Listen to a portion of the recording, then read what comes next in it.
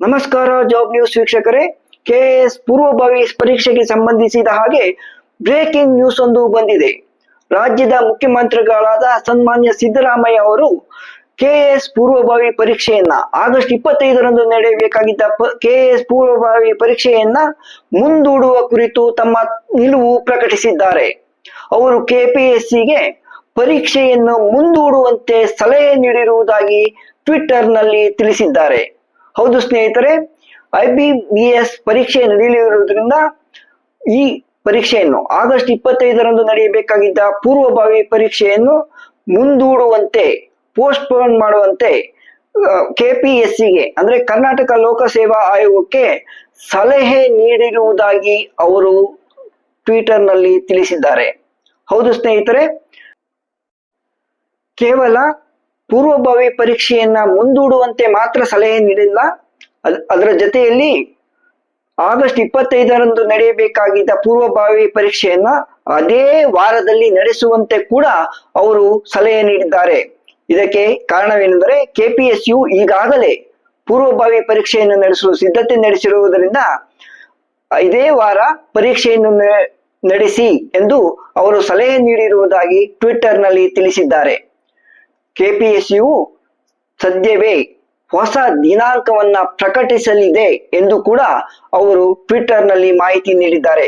ಸ್ನೇಹಿತರೆ, ನಿಮಗೆ ಗೊತ್ತಿರಬಹುದು, IBBS ಅಂದ್ರೆ ಬ್ಯಾಂಕ್ ಸಿಬ್ಬಂದಿ ನೇಮಕಾತಿ ಸಂಸ್ಥೆ ದೇಶದ ರಾಷ್ಟ್ರೀಕೃತ ಬ್ಯಾಂಕುಗಳಲ್ಲಿನ ಕ್ಲರಿಕಲ್ ಕೇಡರ್ ಹುದ್ದೆಗಳ ನೇಮಕಕ್ಕಾಗಿ ಆಗಸ್ಟ್ 25ರಂದು ಪೂರ್ವಭಾವಿ ಪರೀಕ್ಷೆ ನಡೆಸುವುದಾಗಿ ಪ್ರಕಟಿಸಿತ್ತು.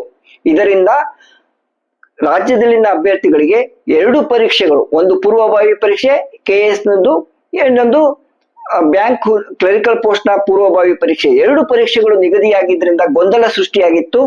ಹೀಗಾಗಿ ಆಗಸ್ಟ್ 25ರ ಕೆಎಸ್ ಪರೀಕ್ಷೆಯನ್ನು ಮುಂದೂಡುವಂತೆ ಕೂಡ ಹಲವಾರು ಅಭ್ಯರ್ಥಿಗಳು ಮನವಿ ಮಾಡಿಕೊಂಡಿದ್ದರು. ಇದಕ್ಕೆ ಸ್ಪಂದಿಸಿರುವ ರಾಜ್ಯ ಸರ್ಕಾರ, ಸನ್ಮಾನ್ಯ ಮುಖ್ಯಮಂತ್ರಿಗಳಾದ ಸಿದ್ದರಾಮಯ್ಯ ಅವರು ಈಗ ಕೆಪಿಎಸ್ಸಿಗೆ ಪರೀಕ್ಷೆಯನ್ನ ಮುಂದೂಡಿ ಎಂದು ಸಲಹೆ ನೀಡಿದ್ದಾರೆ. ಹೀಗಾಗಿ ಆಗಸ್ಟ್ 25ರಂದು ಬಹುತೇಕವಾಗಿ ಈ ಪರೀಕ್ಷೆ ನಡೆಯುವುದಿಲ್ಲ ಎಂಬುದು ಖಚಿತಪಟ್ಟಿದೆ. ಆಗಸ್ಟ್ ಕೊನೆಯ ವಾರದಲ್ಲಿಯೇ ಪರೀಕ್ಷೆ ದಿನಾಂಕ ನಿಗದಿಯಾಗಲಿದೆ. ಹಾಗಾಗಿ ಹೆಚ್ಚೇನು ವ್ಯತ್ಯಾಸವಾಗುವುದಿಲ್ಲ.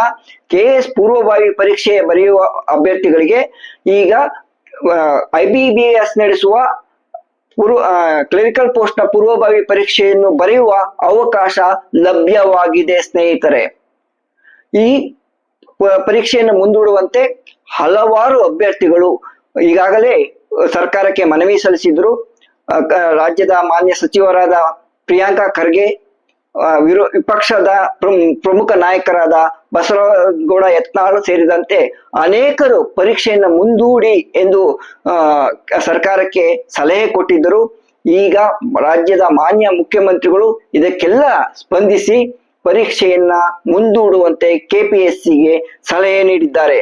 ಕೆಪಿಎಸ್ಸಿಯು ಇನ್ನು 2-3 ದಿನಗಳಲ್ಲಿ ಹೊಸ ದಿನಾಂಕವನ್ನ ಪ್ರಕಟಿಸುವ ಸಾಧ್ಯತೆಗಳಿವೆ. ಈ ಸುದ್ದಿಯೊಂದಿಗೆ ನಾನು ಇಂದಿನ ಈ ವಿಡಿಯೋನ ಮುಗಿಸ್ತಾ ಇದ್ದೇನೆ. ಮತ್ತೆ ಭೇಟಿಯಾಗೋಣ. ನಮಸ್ಕಾರ.